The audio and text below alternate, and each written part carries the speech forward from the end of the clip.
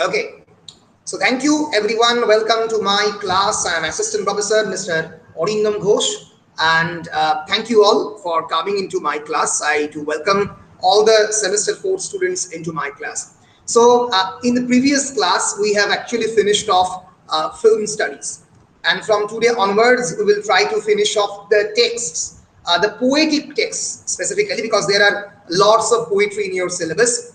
So from today onwards, we will look into the detailed poetic texts of your syllabus. Okay, and today we will begin with William Blake's The Tiger and the Lamb. It's in your CC9 syllabus, British Romantic Literature. In the section A, it belongs. There are 4 poems of William Blake's. One is Lamb and Chimney Sweeper from the Songs of Innocence, and there is Chimney Sweeper and the Tiger from the Songs of the Experience. এবার বিষয়টা হচ্ছে যে lamb এবং টাইগারের 2 companion poems, and Chimney Sweeper 1 যেটা Songs of Innocence এর, and Chimney Sweeper 2 যেটা Songs of Experience এর, এই দুটো আবার কম্প্যানিয়ন পোয়েম। ঠিক আছে, কম্প্যানিয়ন পোয়েম মিন্স আমরা একটু পরে জানবো Blake throughout his whole life actually tries to love, creating contrary things, বিপরীতার্থক জিনিস ক্রিয়েট করতে পছন্দ করতেন, good and evil, black and white. He actually kind of is in fascination with this kind of contrary, this kind of juxtaposition of the opposite things. পাশাপাশি দুটো বিপরীতার্থক জিনিসকে বসিয়ে দেখতে চাইতেন কেমন লাগে। এবং তার এই যে poetic collection Songs of Innocence and Songs of Experience are basically 2 opposite collections, 2 poems, 2 kind of collection of poems representing two states of the human being. Human being এর দুটো স্টেট, একটা হচ্ছে ইনোসেন্স আর একটা হচ্ছে এক্সপেরিয়েন্স। এই দুটোকে symbolise করে William ব্লেকের লেখা। তার সারা জীবনের ক্যারিয়ারের আমরা একটু পরে দেখব, খুব interesting career. He was a visionary. He wrote many poems throughout his life. He was a great painter and engraver. Engraver মানে যিনি প্রিন্টিং বিজনেসের সঙ্গে জড়িত, যিনি এনগ্রেভ করেন কাঠের উপরে, অয়েল পেইন্টিং করেছেন, এনগ্রেভ করেছেন, ভিশন দেখেছেন, স্বপ্ন দেখেছেন, ড্রিম দেখে সেটাকে পার্সোনাল মাইথোলজিতে ট্রান্সফর্ম করেছেন, নিজের মতো করে মিথ ক্রিয়েট করেছেন। That is William Blake. এই ব্লেকের এই দুটো কম্প্যারিয়ন পিস তোমাদের সিলেবাসে আছে, ল্যাম্ব আর টাইগার, দুটো একসঙ্গে পড়তে হবে। আর একটা হচ্ছে Chimney Sweeper of the Songs of the Innocence and Chimney Sweeper in the Songs of Experience. ফলে এই হচ্ছে তোমাদের সিলেবাস। আমরা শুরু করছি পড়া উইলিয়াম ব্লেকের জীবনী দিয়ে। ব্লেককে একটু না জানলে কিন্তু ব্লেকের কবিতা দেখে ধরা মুশকিল, because it is full of the personal mythology with a combination of the biblical mythology. বাইবেলকে নিজের মতো করে ব্যবহার করেছে। বিষয়টা কি আমরা একটু দেখার চেষ্টা করব। So let's start with this man. He is Mr. William Blake. Blake was basically a pre-romantic poet, a transitional poet, 1757 to 1827. অনেকেই বলে ফার্স্ট জেনারেশন রোম্যান্টিক পোয়েট। অনেকেই বলে যখন ব্লেক লিখছে তখন ওয়ার্ডসওয়ার্থ এবং কোলরিজের ওয়ার্ডসওয়ার্থ এবং কোলরিজের preface to the lyrical ballads publish হয়ে গেছে। So it was the formal inauguration of the romantic movement. So Blake was basically a polymath. Polymath মানে a multi-talented personality. For example, Satyajit Roy was a polymath because he was a painter, he was a writer, he was a filmmaker. For example, Rabindranath Tagore is a polymath. He was a writer, he was a painter, he was the founder of the Vishwabharati University, an educationist. Many personalities rolled into one. অনেকগুলো ব্যক্তিত্ব একটা জিনিসের মধ্যে যখন একটা মানুষের মধ্যে আসে তখন তাকে পলিম্যাথ বলা হয়। উইলিয়াম ব্লেকও তাই, poet, painter, print maker. Though he was largely unrecognized during his lifetime, but right now he is generally considered as a seminal figure in the history of the poetry and visual arts in the Romantic Age. Romantic Age এর একজন অন্যতম বড় উদ্গাতা, বড় exponent বলে তাকে ধরা হয়। মাথায় রাখতে হবে, আমি একটু আগে বলছিলাম, বেকেট ওয়াজ আ রিলিজিয়াস পার্সোনালিটি। একটু থিওলজিক্যাল এক্লেসিয়াস্টিক্যাল বই পড়তে ছোটবেলা থেকে পছন্দ করতেন, ছোট্টবেলা থেকে স্বপ্ন দেখতেন বাইবেলের বিভিন্ন ওয়ার্কের, and he later actually produced many prophetic works. Prophetic works মানে prophecy মানে কি কে বলতে পারবে তোমরা? What's the meaning of the word prophecy? ভবিষ্যৎবাণী, ভবিষ্যৎবাণী, ভবিষ্যৎবাণী, ভবিতব্য, ভবিষ্যৎবাণী। Yes, a kind of futuristic element inside the text. উনি কিন্তু রাত্রেবেলা স্বপ্ন দেখতেন। স্বপ্ন নোলানের মতো ইনসেপশনের স্বপ্ন দেখতেন না, স্বপ্ন দেখতেন of the gods, of the various biblical characters like Matthew, like Cain and Abel. আমরা জানি Cain and Abel are the two sons of the Adam. Cain actually murders Abel. অ্যাডামের পরে যে দুই তার সন্তান কেন এবং অ্যাবেল, কেন অ্যাবেলকে মার্ডার করলো। তো এই যে বিভিন্ন মাইথোলজি গুলো যে বাইবেল উনি পড়তেন, একজন ভাবো একটা, he was a very very imaginary child. ছোট্টবেলা থেকে কল্পনা প্রবণতা, বিভিন্ন এই যে স্টোরিগুলো ঘুমিয়ে পড়তেন এবং শুয়ে শুয়ে তার মাথার মধ্যে সেই স্টোরিগুলো ঘুরছে, এবং এর ফলেই উইলিয়াম ব্লেক তার সারা জীবনে অনেকগুলো প্রফেটিক বুকস লিখেছেন। আমরা একটু পরে ব্লেকের পার্সোনাল মাইথোলজি দেখবো। ফর এক্সাম্পল, তিনি Jerusalem, the emanation of the giant Albion, এই যে বিভিন্ন ধরনের ক্রিচার গুলো একটু পরে আমরা দেখবো, অ্যালবিয়ন বা ফোরজুয়াস, অর্ক, লস, এলওএস, এই যে ক্যারেক্টার গুলো, এগুলো কিন্তু বাইবেলে সবসময় এক্সিস্ট করে না। আমরা দেখবো বিরাট বড় হাতুড়ি নিয়ে একটা ক্যারেক্টার, তার নাম অর্ক, যার সঙ্গে হয়তো পরবর্তীকালে তোমরা পরমানন্দ বা অন্যরা কেউ যারা দেখেছে থরকে অ্যাভেঞ্জার্স এ তার মিল পাবে। এবং সত্যি তাই, যেরকম অ্যাভেঞ্জার্স বা অন্যান্য এই ধরনের টেক্সট, এগুলোকে বলে মাইথোপোইয়া। মাইথোপোইয়া মানে পোয়েটিক মাইথোলজি, আর্টিফিশিয়াল ইনভেনশন, পুরোপুরি মাইথোলজিকে অনুসরণ করে নয়। সেরকম ব্লেকের নিজের ইমাজিনেশনের মধ্যে, তার নিজের এনগ্রেভিং এর মধ্যে, পেইন্টিং এর মধ্যে একটা পার্সোনাল মাইথোলজির এক্সিস্টেন্স আছে। পার্সোনাল মাইথোলজি মানে ব্যক্তিগত মাইথোলজি। মাইথোলজি কি ব্যক্তিগত হয়? হয় না তো। আমরা তো সবাই বিশ্বাস করি পুরাণে। আমাদের ভারতবর্ষের যে পুরাণ, তার মধ্যে ধরা যাক there is the existence of the বায়ু পুরাণ, there is the existence of the Maheshwar, দেবাদিদেব Maheshwar, there is the existence of Vishnu. সেই একই রকম ভাবে তোমরা মেটামরফোসিসে পড়েছো ভেরিয়াস মাইথোলজিক্যাল ক্যারেক্টার্স। যে মাইথোলজি কখন মাইথোলজি হয়? when a particular society actually obeys that mythology, যখন they trust those mythological characters. There is a clean difference between mythology and history, and hence society actually follows mythology. Society কিন্তু মাইথোলজিকে follow করে এবং সেটা সেই সভ্যতার ইতিহাসের part হয়ে যায়। যেমন Mahabharata is part of our history, our culture, right? In the same way, but in a different way, in the same way there is mythological creatures in the Bible. Bible e to mythological creature royeche, mythological characters royeche, কিন্তু Blake এই biblical মাইথোলজিকে পুরোপুরি মানেননি। তিনি নিজের মতো করে personal mythology create করেছেন।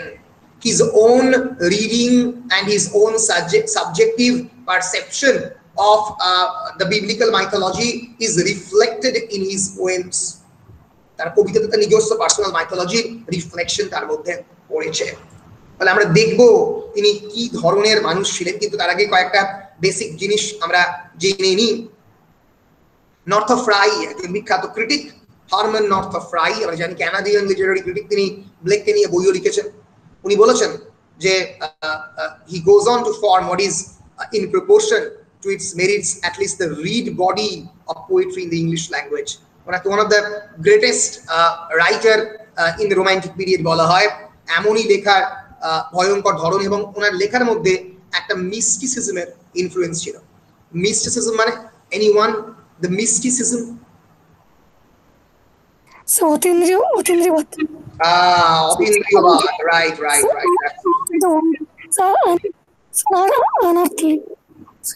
unearthly. So exact mysticism যদি আমরা ডেফিনিশন দেখি, আমরা দেখব belief that union with or absorption into the deity or the absolute or the spiritual apprehension of the knowledge inaccessible to the intellect. ভালো করে শব্দগুলো খেয়াল করো। The spiritual apprehension of the knowledge inaccessible to the intellect.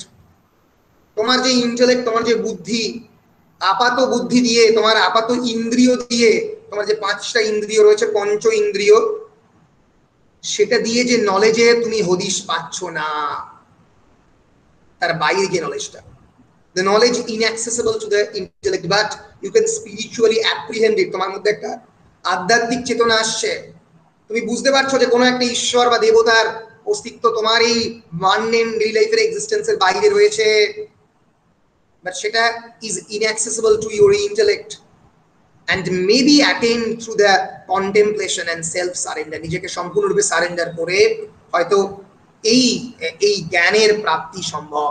That is mysticism, অতীন্দ্রিয়বাদ, ইন্দ্রিয় গ্রাহ্য যা নয়, which is mystical in nature. Blake's poems are strongly mystic in nature. খুব ভীষণ ভাবেই ছিল, আমরা বলতে পারি অতীন্দ্রিয়। ব্লেক নিজে মিস্টিসিজমে স্ট্রংলি বিলিভ করতেন। ব্লেকের লাইফটাও খুব অদ্ভুত ছিল। Blake was born on 28th of November 1757 at the Broad Street, London. He was the third of the 7 children. বাবা মার অনেকগুলো সন্তান, বুঝতেই পারছো। এবং তিনি, তার বাবা মারা কিন্তু ছিল ইংলিশ ডিসেন্টার মানে সেপারেটিস্ট। তারা বেসিক্যালি প্রোটেস্ট্যান্ট খ্রিস্টান ছিল, ক্যাথলিক খ্রিস্টানদেরকে পছন্দ করতো না। ইংল্যান্ডে যে ট্র্যাডিশনাল যে চার্চ, তাকে বলে ক্যাথলিসিজম, তার বিপক্ষে প্রতিবাদ করা গেলে তাদেরকে বলা হয় প্রোটেস্ট্যান্টিজম। এবং এই যে ব্লেকের যে পেইন্টিং গুলো, অদ্ভুত অদ্ভুত পেইন্টিং, এই দেখতে পাচ্ছ, the archetype of the creator is a familiar image in Blake's work. ব্লেকের ওয়ার্কে যে ক্রিয়েটরের ছবি অদ্ভুত, একটা বিরাট বড় দাঁড়িওলা সাদা চুলওলা একটা মানুষ। এইভাবে কিন্তু ব্লেক তার পার্সোনাল মাইথোলজি ক্রিয়েট করতেন। এবং এই ধরে যাক এই যে ফিগার, এর নাম হচ্ছে ইউরিজেন, আমরা একটু পরে দেখবো। This is Urizen. In the mythology of the William Blake, Urizen is the embodiment of the conventional reason এবং law, অনেকটা অ্যাপোলোর মতো গ্রিক মাইথোলজিতে যে লয়ের কথা বলে। আর ডায়োনাইসাস কিসের কথা বলে? ইনটক্সিকেশনের কথা বলে। ফার্স্ট সেমিস্টারে মেটামরফোসিস পড়িয়েছিলাম, ডায়োনিসিয়ান এবং অ্যাপোলিয়ানিয়ান ইনস্টিংক্টের লড়াই। So Blakean mythology, Urizen is the embodiment of the conventional reason and the law. He is usually depicted as a bearded old man, Urizen. From the front page of the copy G, the book of the Urizen, এগুলো কিন্তু ব্লেকের নিজের আঁকা। A multiple talented personality, দুর্ধর্ষ আঁকতে পারতেন, এই রিজনকে এইভাবে depict করেছেন। এবং আমরা জানতে পারবো যে ব্লেকের কনসেপশন অফ দ্য 4 জুয়াস, 4টে জুয়ার কথা ব্লেক বলেছেন। প্রাইমোরিয়াল ম্যান, একটা হচ্ছে Albion is one of the 4, is the primeval man whose fall and division results in the 4 জুয়াস। 4জন জুয়া ক্রিয়েট করেছে। এই যে অ্যালবিয়নের পতনের পরে অনেকটা অ্যাডামের মতোই, কিন্তু এটা ব্লেকের নিজস্ব ক্রিয়েশন। ইউরিজেন, আমি ইউরিজেন কে বললাম, he was actually the embodiment of the conventional reason and law. Tharmas, আমি ইচ্ছা করে এগুলো তোমাদেরকে বলছি ব্লেকের ওয়ার্ল্ডটাকে ইন্ট্রোডিউস করাবার জন্য, তার এই যে স্বপ্নময় পৃথিবী সেটাকে ইন্ট্রোডিউস করাবার জন্য।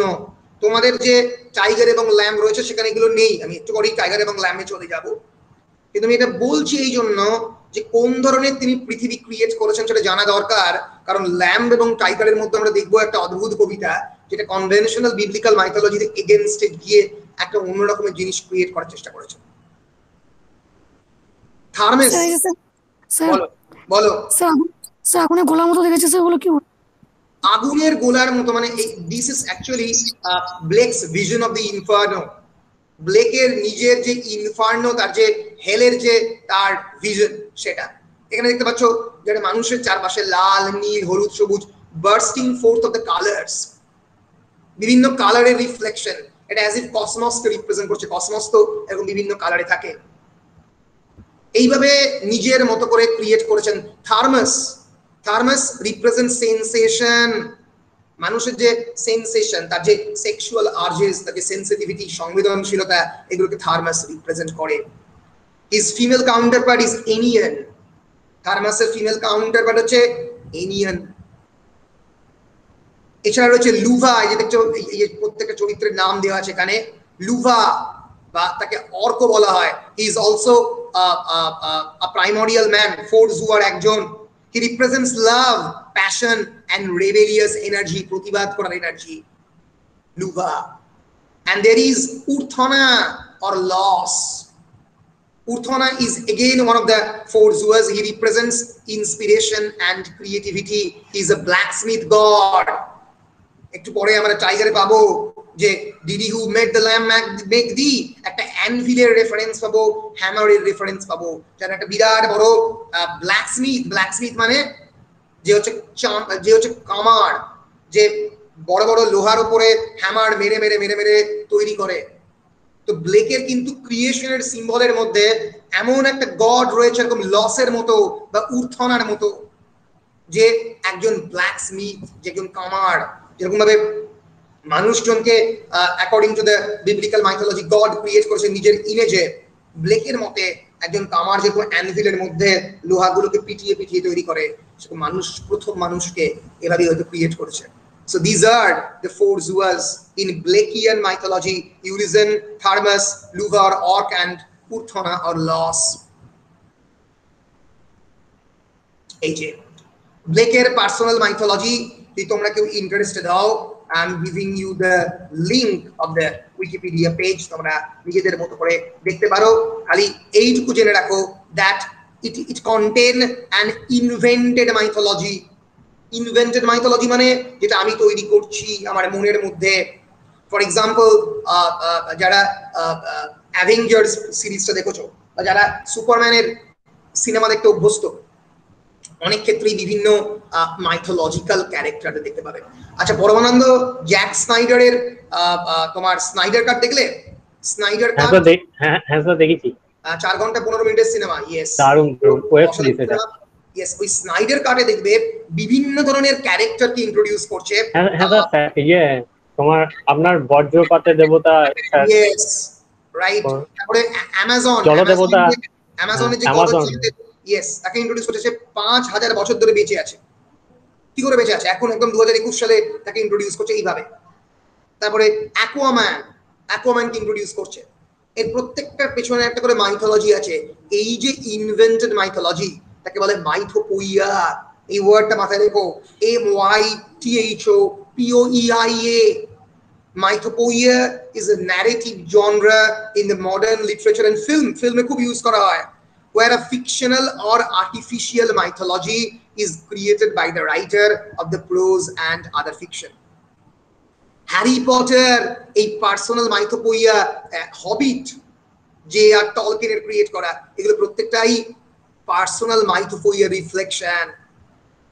মনে থাকবে জন ডানসি, J.R. টলকিন, C.S. Lewis, William Blake, এরা বিভিন্ন সময় মাইথোপোইয়া ক্রিয়েট করেছেন নিজেদের মতো করে পার্সোনাল মাইথোলজি। সো ব্লেক এই সারা জীবনের এই বিভিন্ন ক্যারেক্টার, যে থার্মেস রিপ্রেজেন্ট করে ইনস্টিংক্ট, স্ট্রেংথকে, ইউরিজেন রিজন এবং কনভেনশনাল সোসাইটিকে। হি ইজ রিজেম্বলিং দ্য গনস্টিক ডেমুর্জ এক ধরনের প্লেটনিক গড। লুভা লাভ, প্যাশনকে রিপ্রেজেন্ট করে। উর্থনিয়া লস, তার আরেকটা নাম। ইন্সপিরেশন, ইমাজিনেশনকে রিপ্রেজেন্ট করে, একটা কামারের মতো মানুষজনকে তৈরি করছে। এছাড়া বিভিন্ন ক্যারেক্টার রয়েছে, লাউড এবং লাস্টফুল, ব্রোমিয়ান, প্যালামব্রন, থিওমট্রন। এগুলো প্রত্যেকটাই কিন্তু ব্লেক নিজের স্বপ্নে করেছেন এবং পরবর্তীকালে পেইন্টিং এ এঁকেছেন। Absolutely brilliant painting. আমরা কয়েকটা উইলিয়াম ব্লেকের পেইন্টিং দেখার চেষ্টা করব। আমি এই জন্যই বলছি যে ব্লেকের গোটা পৃথিবীটা, মানে কিভাবে তিনি লেখালেখি করেছেন বা কেমন করে তার ইমাজিনেশনের পাওয়ারটা, সেটা তোমাদের কিন্তু জানা উচিত এই টাইগার এবং ল্যাম্প পড়ার আগে। These are some of the paintings created by William Blake. একটা অদ্ভুত monstrous form with a tail, a monster with wings. That's the creation of a monster. দেখতে পাচ্ছ, that's actually Urizen. একটা দাঁড়িওয়ালা, সাদা দাঁড়িওয়ালা একটা একটা গড, পেছন দিকে হেলো দেখতে পাচ্ছ, যেখান থেকে মানে হেলো সিম্বলাইজিং দ্য গডলি ক্রিচার, পেছন দিকে একটা আলোর লিউমিনাস রিফ্লেকশন থাকে, তাকে হেলো বলে। ব্লেকের অ্যালবিয়ন, ফলে ব্লেকের পেইন্টিং এর মধ্যে কিন্তু এই অদ্ভুত একটা ইমাজিনারি ওয়ার্ল্ড রিফ্লেক্টেড হয়েছে, দেখতে পাচ্ছ। That's Blake.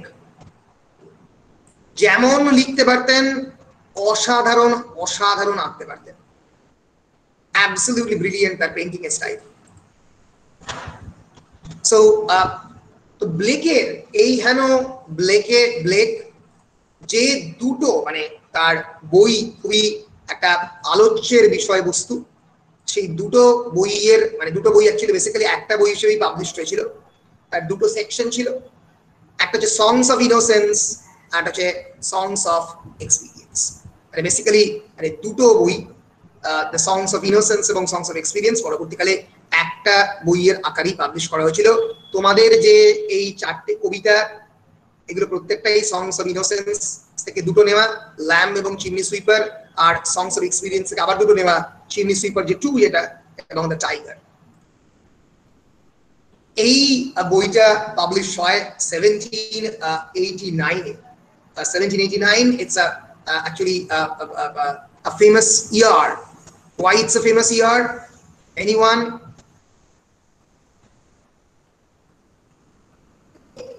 French Revolution.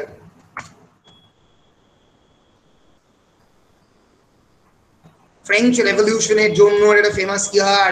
সেই সময় ফ্রেঞ্চ রেভলিউশন হচ্ছে 1789 এর নভেম্বরে, 89 থেকে শুরু হয়েছে, স্টেটস জেনারেল প্রথমবার শুরু হলো। ফলে এই যে প্রথমবার লিবার্টি, ইকুয়ালিটি, ফ্র্যাটার্নিটির কথা মানুষজন বলছে, সেখানে দাঁড়িয়ে এই যে ফিগারগুলো যেগুলো আঁকা, ব্লেক আঁকছেন, এরা যেন এই লিবার্টির কথা বলছে।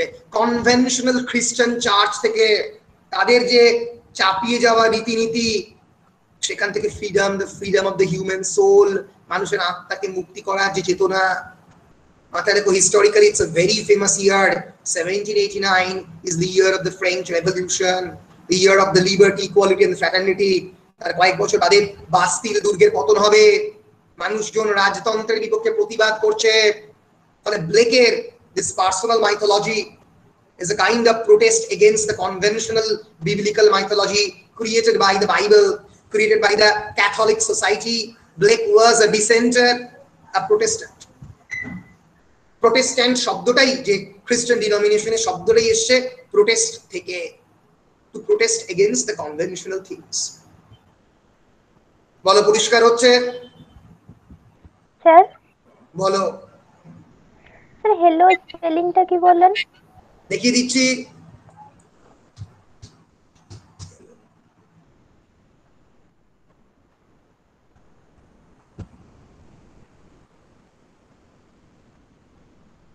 স্যার এই যে এল এল ওগুলো হবে না?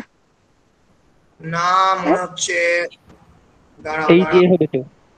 স্যার এই যে এল এল ওগুলো। না না, এইচ এলো, এইচ এলো। হ্যালো, এই যে hello, hello means a circle of light shown around or above the head of a saint or holy person to represent their holiness. H hello, hello এই নিয়ে তো রিসার্চ হয়ে যেতে পারে একটা পুরোপুরি। It's a very interesting thing যে কেমন করে মানে বিভিন্ন পেইন্টিং এ এই ঈশ্বরের পিছনের যে হ্যালোটা, এইচ এলো, এই হ্যালো এফেক্টটা কেমন করে দেখানো হয়েছে। হ্যালো ইন পেইন্টিং তোমরা সার্চ করতে পারো, অনেক জায়গাতে মানে যখন ঈশ্বর এদিকে হচ্ছেন তখন হ্যালোটাও এদিকে হচ্ছে, ঠিক আছে? তাহলে it's a very interesting thing, মানে জিওত্ব এবং অন্যান্যদের পেইন্টিং এ হ্যালোর যে প্রেজেন্সটা একটা ডিফারেন্টলি এসছে। ওকে, হ্যালো মিন্স এই যে ক্রাইস্টকে দেখানো হয়েছে চার্চের মধ্যে, চার্চের পেইন্টিং এ এই যে হ্যালো। ওকে, এবার দেখো এইখানে জিওত্তর পেইন্টিং এ কিন্তু হ্যালো আবার অন্য জিনিস, মানে একদম ডিস্কের মতো দেখানো হয়েছে, মানে মনে হবে যেন মানুষজনের মাথার মধ্যে ডিস্ক লাগানো আছে, অনেক আগের পেইন্টিং হ্যালো। কিন্তু পরবর্তীকালে হ্যালোটাকে একটা লিউমিনাস এন্টিটি, হ্যালো যে জ্বলে সেইভাবে, মানে হ্যালো যে একটা একটা একটা আলোর ফুলকি, পরবর্তীকালে রেনেসাঁস পেইন্টিং এ সেটা বোঝা যায়। তার আগে কিন্তু ডিস্কের মতো করে হ্যালো দেখানো হতো, এই যে ডিস্কের মতো করে হ্যালো দেখতে পাচ্ছ, ডিস্কের মতো করে হ্যালো দেখানো হচ্ছে। এরপরে আস্তে আস্তে আস্তে আস্তে পরিবর্তন হয় এবং হ্যালোর ডেফিনেশন বদলায়। এই যে ডিস্কের মতো করে হ্যালো, জিও কিছু বলছো? পরি দেখায় না, পরিদের মাত্রা। হ্যাঁ হ্যাঁ হ্যাঁ, এঞ্জেলদের যেরকম থাকে একটা circular hello. Halo basically is an area of light, usually circular, around the head of a holy figure in religious painting. Susmita, clear? হ্যাঁ স্যার, বুঝতে পারলাম। বেশ বেশ বেশ বেশ। স্যার বলো। বলছি উইলিয়াম ব্লেকের সব কবিতা কি সুপারন্যাচুরাল পাওয়ারকে নিয়ে লেখা? হ্যাঁ, ভালো প্রশ্ন। উইলিয়াম ব্লেকের সমস্ত কবিতা কি সুপারন্যাচুরাল পাওয়ার নিয়ে লেখা? এক্স্যাক্টলি সুপারন্যাচুরাল বলতে পারো, because it of course it introduces various kinds of figures who are supernatural, কিন্তু সব কবিতা নয়। তার কারণ ব্লেকের লন্ডন বলে কবিতা আছে যেটা লন্ডন লাইফকে নিয়ে লেখা। ব্লেকের চিমনি সুইপার নিয়ে কবিতা আছে যেটা চিমনি সুইপার নিয়ে লেখা। আমরা একবার ব্লেকের ওয়ার্কের দিকে তাকিয়ে নেব, নিলে তোমার এই প্রশ্নের উত্তর দেওয়াটা খুবই সহজ হবে। What are the various works of the ঠিক রোজ বলে, ঠিক রোজ বলে একটা কবিতা ছিল। আরেকবার বলো বাবা। স্যার ক্লাস 11 এ একটা দি সিক রোজ বলে কবিতা ছিল উইলিয়াম ব্লেকের। সিক রোজ ছিল, সেটা সুপারন্যাচুরাল পোয়েম নয়, তাই তো? হ্যাঁ স্যার। হ্যাঁ, এই যে ব্লেকের বিভিন্ন বই রয়েছে, তার মধ্যে একটা হচ্ছে ইলিউমিনেটেড বুকস। ইলিউমিনেটেড বই মানে আঁকা রয়েছে প্রচুর পরিমাণে, আঁকা এবং আঁকার সঙ্গে সঙ্গে লেখা। সংস of innocence, songs of experience, এর মধ্যে মাইথোলজিও রয়েছে, আবার এর মধ্যে সাধারণ কবিতাও আছে, লন্ডন নিয়েও কবিতা আছে। এইগুলো পুরোপুরি মাইথোলজির উপরে সুপারন্যাচুরাল পোয়েম।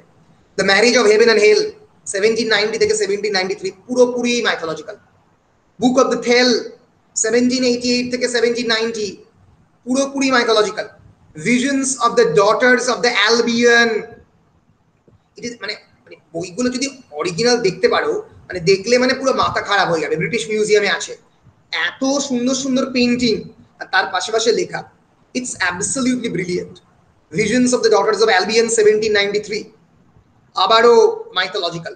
এবং এই কন্টিনেন্টাল প্রফেসি, তার যেটা চারটে এপিক ছিল, America prophecy, Europe prophecy, the song of the Los, এগুলো কিন্তু প্রত্যেকটা মাইথো পোয়েটিক লেখা। The first book of the Urizen, the book of the Los, Ahania, Jerusalem. মিল্টনটা একমাত্র আমরা বলতে পারি সেকুলার লেখা, কিন্তু এর মধ্যে ন্যাচারালি মিল্টনের প্যারাডাইস লস্টের ইনফ্লুয়েন্স রয়েছে।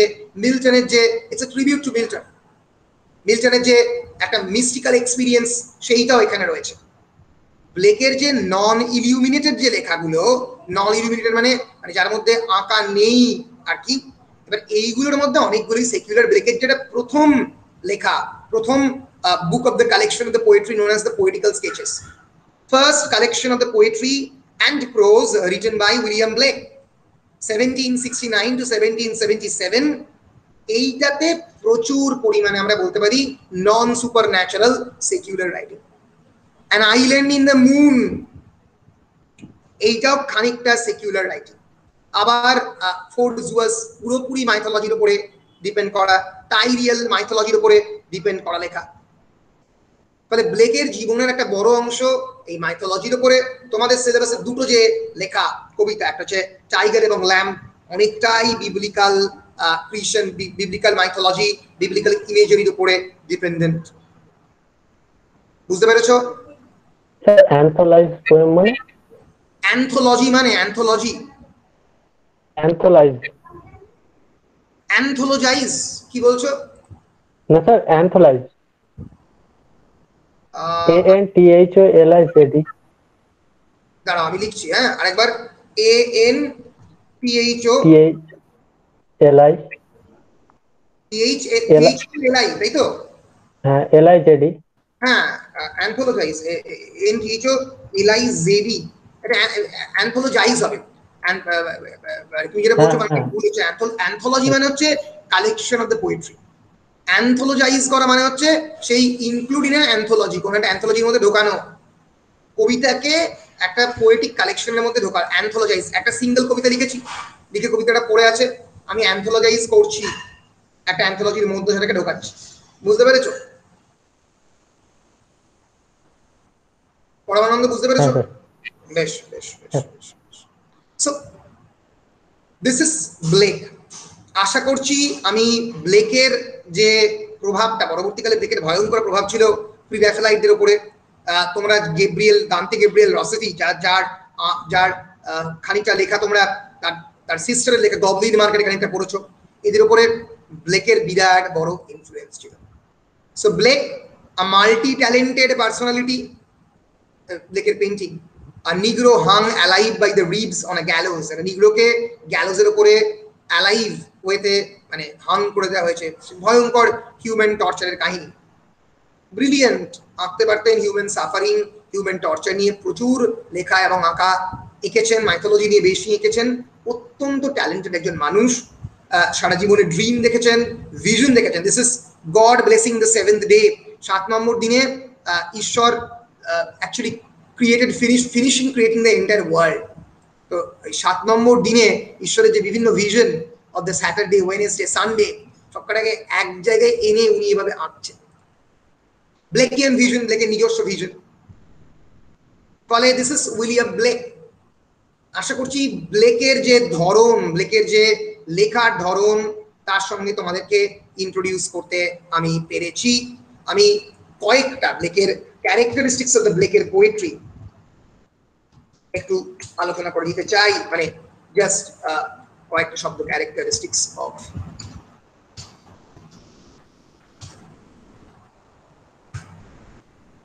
জাস্ট কয়েকটা পয়েন্টের মধ্যে দিয়ে আলোচনা করতে চাই, তোমাদেরকে ইন্ট্রোডিউস করতে দিতে চাই। Yes. So, basically, first, Blake was a very mystical man, as I've said. Mystical man, some believed he was crazy. Many says that he is mad. He claimed to have seen an angel when he was very young, when he was 4 or 5 years of age. And religion had a very strong influence on Blake. So, religion and Blake goes hand in hand.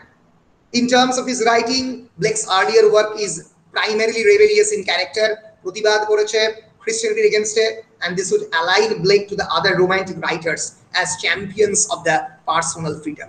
ব্যক্তিগত স্বাধীনতা, স্বতন্ত্র বোধ, যেরকম রোমান্টিসিজমের মধ্যে একটা characteristic আমরা বলেছি, ব্লেকের মধ্যেও সেই ক্যারেক্টারিস্টিক ছিল।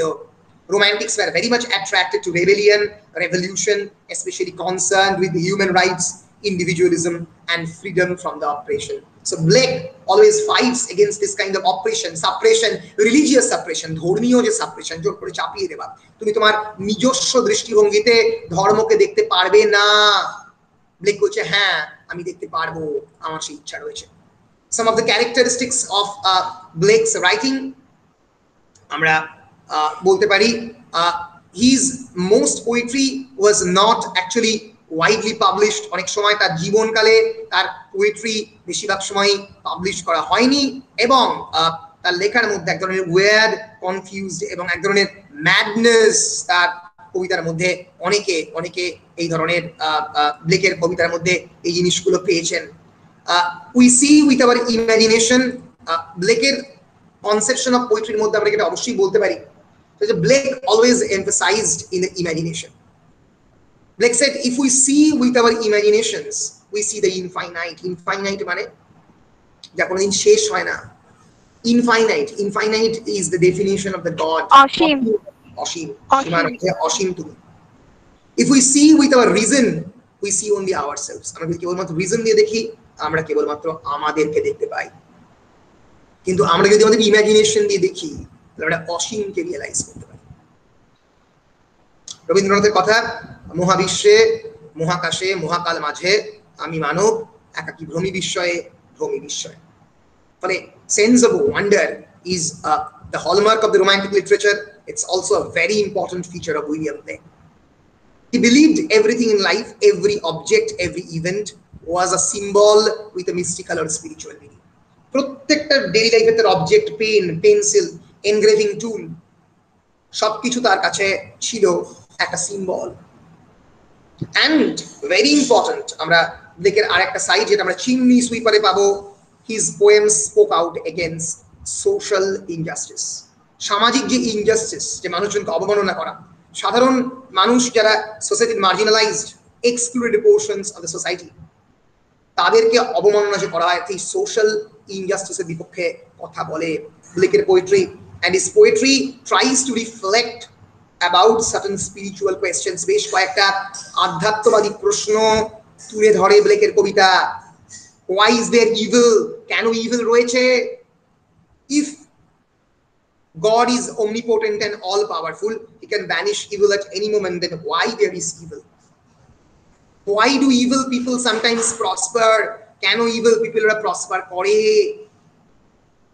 Evil তাহলে কি part of our entity? And why do innocents suffer?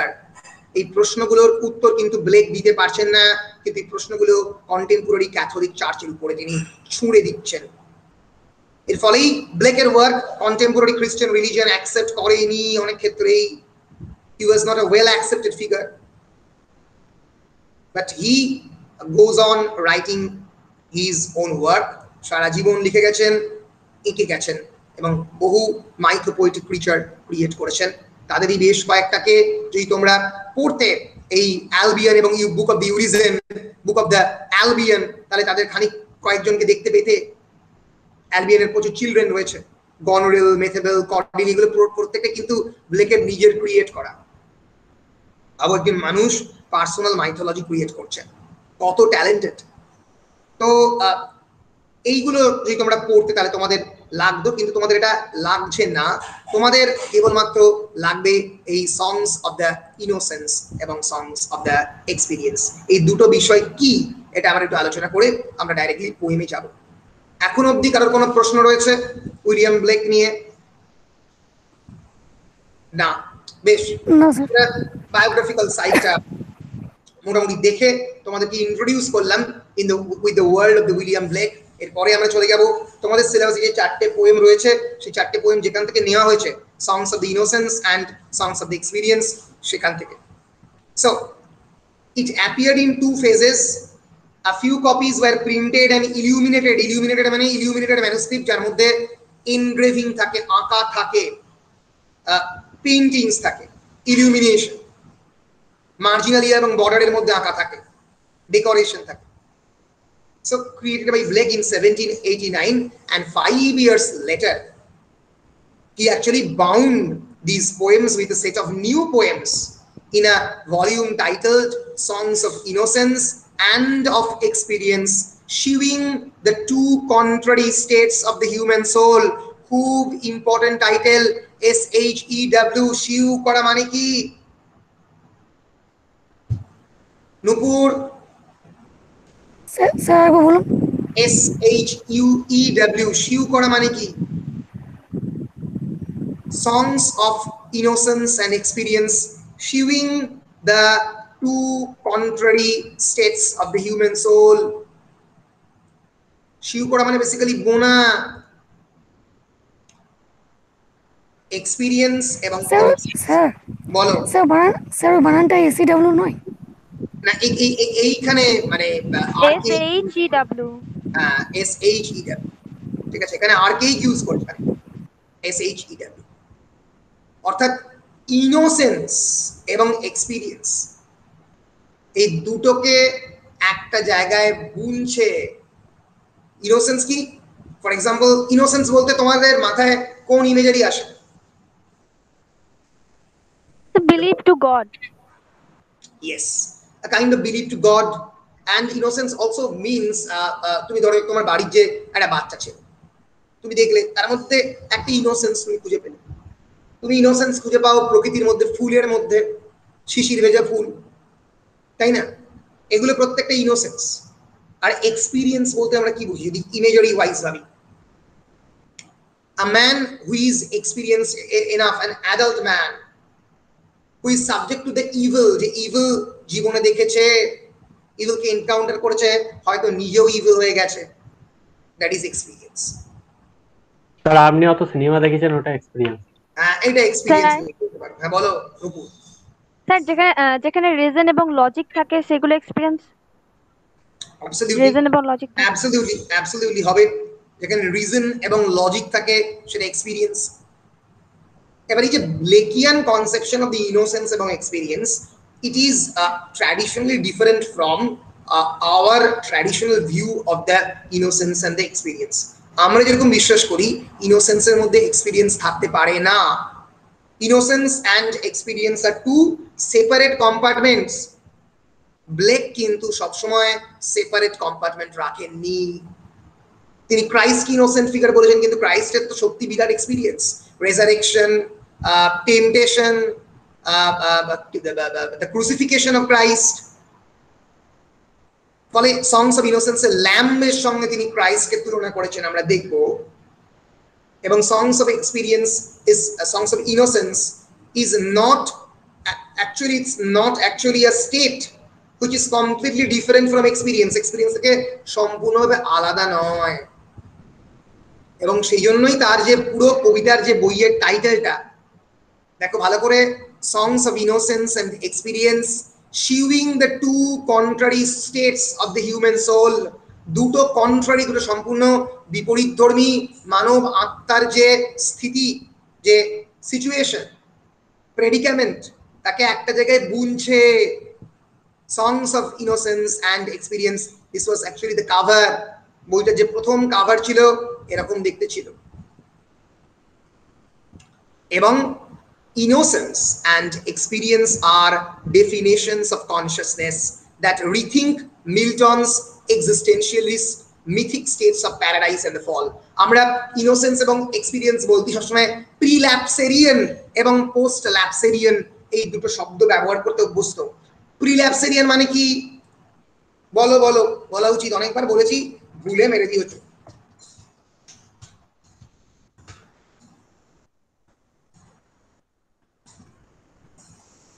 প্রিল্যাপসেরিয়ান মানে কি রে? Prelapsarian basically means characteristic of or belonging to the time or state before the fall of the humankind. মানুষের পতন কখন হলো? যখন অ্যাডাম এবং eve has actually eaten up the tree of the forbidden fruit, তাকে বলে প্রিল্যাপসেরিয়ান। মানুষের পতনের আগে প্যারাডাইস থেকে, তাকে বলে প্রিল্যাপসেরিয়ান স্টেট। আর পোস্ট ল্যাপসেরিয়ান মানে পতনের পরেই যে আমরা, after committing the original sin occurring or existing after the fall of the man. So biblical mythology হিসেবে প্রিল্যাপসেরিয়ান means before the fall of the man, যখন আকাশে ঘুরে বেড়াতাম আমরা হেভেনে অনেক অনেক বছর আগে। আর পোস্ট ল্যাপসেরিয়ান মানে তার পরবর্তীকালে আমরা, we belong to the post ল্যাপসেরিয়ান state.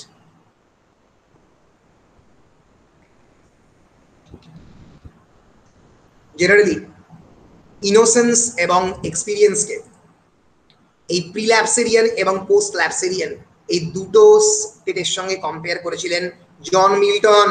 তিনি বলেছিলেন প্যারাডাইস এবং প্যারাডাইসের পরে ফল। প্রিল্যাপসেরিয়ান এবং পোস্ট ল্যাপসেরিয়ান হচ্ছে আমাদের শব্দ।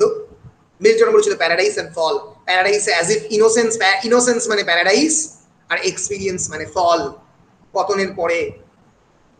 And often interpretations of this collection center around a mythical dualism. Dualism মানে দ্বৈততা, একটা দ্বন্দ্ব, where innocence represents the unfallen world and the experience represents the fallen world.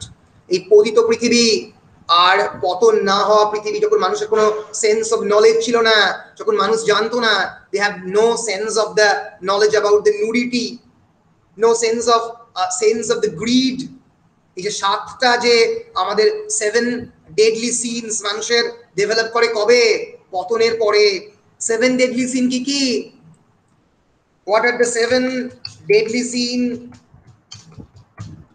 ফার্স্টে প্রাইড আছে, হ্যাঁ, ফার্স্টে প্রাইড রয়েছে, গ্রিড রয়েছে, গ্লাটনি রয়েছে।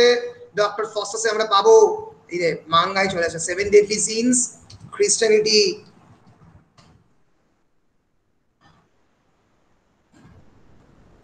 এই যে গেল রে, এই যে প্রাইড, গ্রিড, লাস্ট, এনভি, গ্লাটনি, রদ এবং স্লথ। অহংকার, গ্রিড লোভ, লাস্ট লালসা, এনভি হিংসা, গ্লাটনি মিন্স অ্যাট্রাকশন টুয়ার্ডস ফুড, খাবারের প্রতি, রদ মানে রাগ, খাবারের প্রতি আকর্ষণ, রাগ রদ মানে, আর স্লথ মানে হচ্ছে লেজিনেস।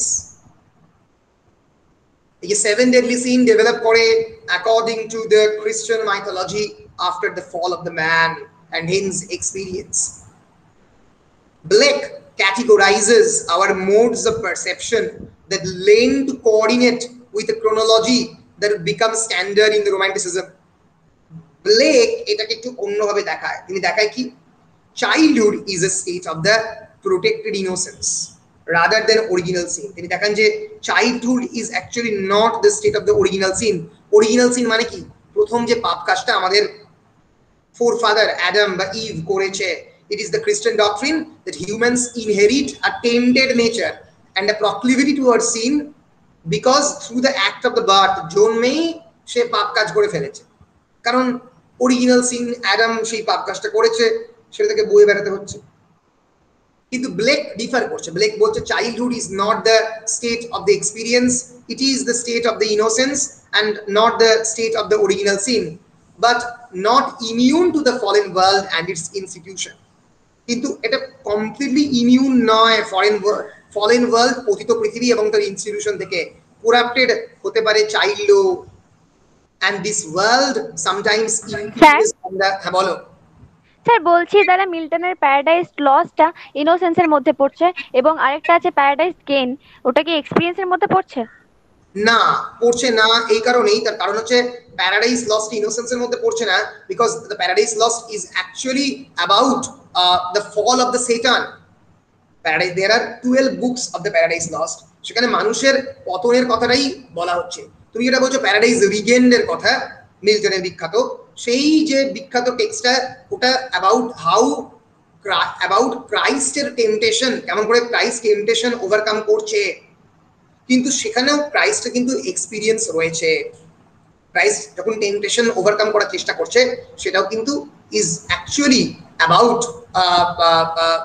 অ্যাবাউট এনকাউন্টারিং দ্য ইভিলকে কেমন করে এনকাউন্টার করছে। আর প্যারাডাইস লস্ট তো পুরোপুরি মানে কেমন করে মানুষের পতন হচ্ছে তার পুরো কাহিনীটা বলছে। The various conspiracies hatched by Satan and the Beelzebub, তার কথা বলছে। ফলে মিল্টনকে এরকম স্ট্রিক্ট ক্যাটেগরির মধ্যে ফেলাটা খুব মুশকিল। যেরকম ভাবে ব্লেককে সহজে ক্যাটেগরাইজ করা যায়, মিল্টনকে ক্যাটেগরাইজ করা খুব মুশকিল।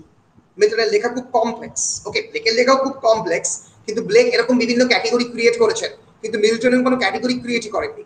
মিল্টনের স্যামসন অ্যাগোরেস্টাস একটা খুবই স্ট্রেঞ্জ ট্র্যাজেডি, যদি কেউ পড়ে থাকা পরবর্তীকালে। It's about the personal mythology of the Samson, যার চুলের মধ্যে ক্ষমতা আছে, এবং ড্যালাইলা স্যামসনের এই চুলটা কেটে দেওয়ার পরে স্যামসনকে বন্দি করে রাখবে, এবং স্যামসন যেটা করবে তার ভয়ঙ্কর ক্ষমতা দিয়ে পিলারগুলোকে ফেলে দিয়ে মানুষজনকে মেরে দেবে। It's actually a mythological story of the Samson, তার কথা বলছে স্যামসন অ্যাগোরেস্টাস। সো মিল্টনের কিন্তু লেখার ধরনটা অনেকটাই ব্লেকের থেকে আলাদা, স্ট্রিক্টলি ক্যাটেগরাইজ করা মুশকিল কোনো একটা ক্যাটেগরিতে। নুপুর বলো, বোঝাতে পারছি? হ্যাঁ স্যার। বেশ বেশ বেশ, সরি। সো ফিরে আসছি। So this world sometimes impinges on the childhood itself and in any event becomes known through the experience. এই যে ব্লেকের আমরা যে একটু পরে পাবো, ব্লেকের যে তোমার সংস অফ দ্য ইনোসেন্স, সেখানে কিন্তু একটা চাইল্ডহুডের এজ, মানে age of depiction of the childhood, কিন্তু তার সঙ্গে সঙ্গে এক্সপিরিয়েন্সও আছে। এই যে চিমনি সুইপারকে দেখানো হয়েছে ইনোসেন্সে, সে একই চিমনি সুইপার কিন্তু পাল্টে যাচ্ছে এক্সপিরিয়েন্সে। তারা কিন্তু ডিফারেন্ট চিমনি সুইপার, তারা প্রত্যেকেই বয়, কিন্তু দুটোই রয়েছে, তাদের ইনোসেন্সের সেটও আছে, আবার এক্সপিরিয়েন্সে সে পাল্টে গেছে। So experience is basically a state of being marked by the loss of the childhood vitality, by fear and inhibition. যখন তার মানুষের মধ্যে মনের মধ্যে ভয় জন্মাচ্ছে, ইনহিবিশন মানে কোনটাকে অ্যাকসেপ্ট করব কোনটাকে করব না, সেটা জন্মাচ্ছে by social and political corruption, রাজনৈতিক, সামাজিক, সাংস্কৃতিক করাপশনের ফলে, and by the manifold oppression of the church, state and the ruling class. Very important in Blake's poetry, church, রাষ্ট্র এবং যারা অলিগার্ক, যারা শাসন করে, রুলিং ক্লাস, তারা একে অপরের সঙ্গে হাত ধরাধরি করে রয়েছে। কিছু বলছো? স্যার ম্যানিফোল্ড মানে many, multiple. It has manifold dimensions, multiple dimensions. Here these manifold dimensions are actually charge, the state, the oligarch, the ruling class. They are all corrupting the child. They are all corrupting the human mind. Child এখানে কেবলমাত্র একটা ছোট ছেলে নয়, childhood একটা category, একটা idea. সেই আইডিয়াটাকে রাষ্ট্র, সমাজ, চার্চ কেমন করে পলিটিক্যাল এবং সোশ্যাল অপারেশনের মধ্যে দিয়ে করাপ্ট করছে, বুঝতে পারছো? বুঝতে পারছো তো? এইরকম অনেকগুলো কবিতা ছিল। এই কন্ট্রারি স্টেটস, কন্ট্রারি মানে বিপরীতার্থক স্টেটকে বিভিন্ন সময় কবিতাতে রিপিট করা হয়েছে এবং কন্ট্রাস্ট করা হয়েছে তার টাইটেলের মধ্যে দিয়ে। যেরকম ফর এক্সাম্পল বহু কবিতা রয়েছে সংস অফ ইনোসেন্সে দ্য ইনফ্যান্ট জয় বলে। ইনফ্যান্ট জয় মানে ইনফ্যান্ট জয় মানে হচ্ছে ইনফ্যান্ট মানে হচ্ছে একটা পার্টিকুলার স্টেজ, শিশু, এবং জয় তার আনন্দ। ইয়েস, বাচ্চা। এক্সপিরিয়েন্সে ইনফ্যান্ট সরো, এক্স্যাক্টলি অপোজিট। ইনোসেন্সে দ্য ল্যাম্ব, এক্সপিরিয়েন্সে দ্য টাইগার, দ্য ফ্লাই। একদম the stark simplicity in the poems like Chimney Sweeper আর The Little Black Boy, এগুলো প্রত্যেকটাই ইনোসেন্সে আছে। এক্সপিরিয়েন্স আবার চিমনি সুইপার এবং লিটল ব্ল্যাক বয় এক্সপিরিয়েন্সে অন্যরকম ভাবে আবার লেখা হয়েছে কবিতাগুলো, ডিফারেন্ট কবিতা। আমরা এই চিমনি সুইপারটা পড়বো। So they display Blake's acute sensibility to the realities of poverty and exploitation, যে দারিদ্র এবং এক্সপ্লয়টেশন। ব্লেক কিন্তু শুধু মাইথোলজি নিয়ে লেখেনি, যেটা গোলাপকে বলছিলাম, দারিদ্রতা নিয়ে লিখেছেন, মানুষের যে এক্সপ্লয়টেশন, তার যে মানুষকে শোষণ করার যে দিকটা পুরোটাই লিখেছেন।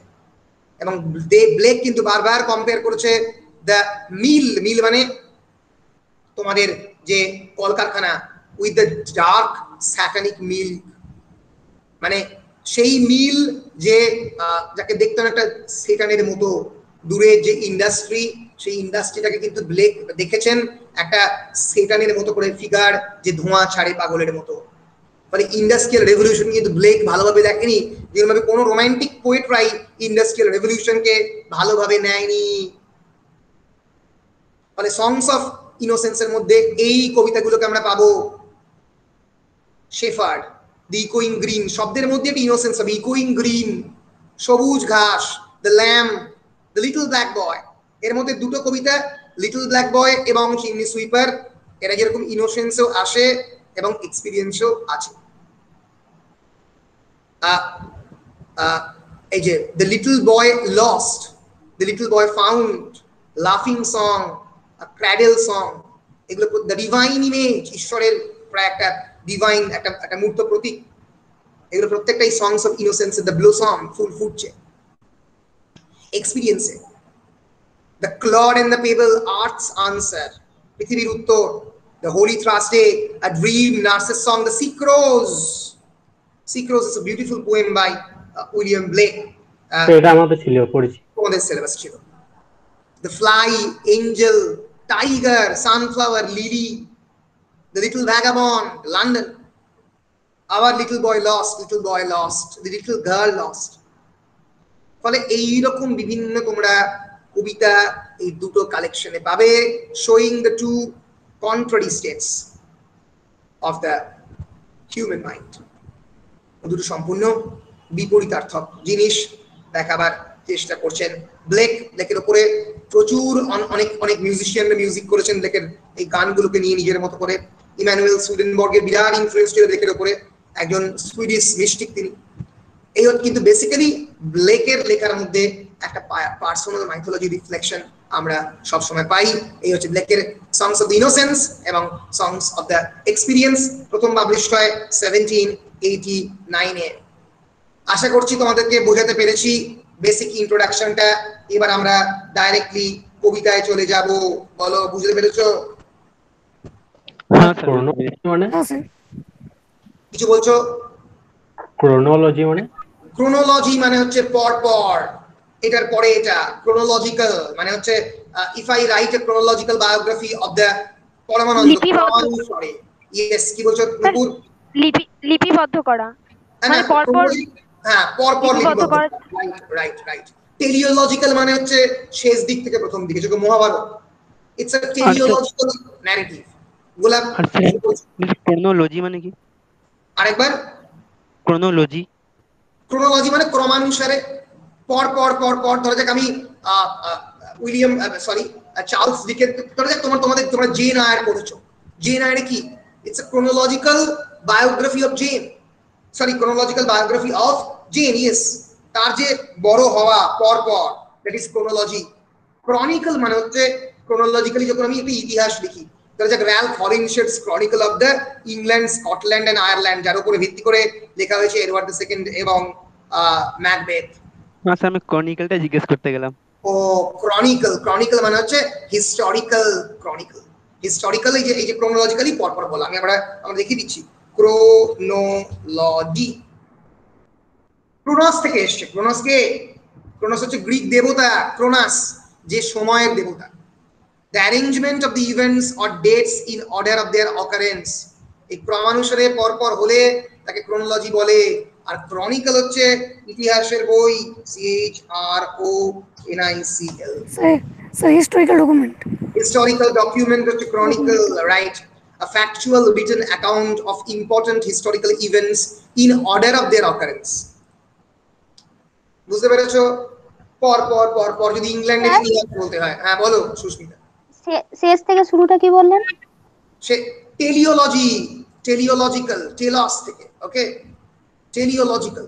আবার অনেকে বলে অন পারপাস, টেলিওলজিক্যাল। টেলিওলজিক্যাল বলে কোন একটা ঘটনার উপরে পারপাসের উপরে ভিত্তি করে, relating to or involving the explanation of the phenomena in terms of the purpose they serve rather than the cause by which they arise. এই কজ এবং পারপাসের মধ্যেই পিছন থেকে ব্যাপারটা আছে।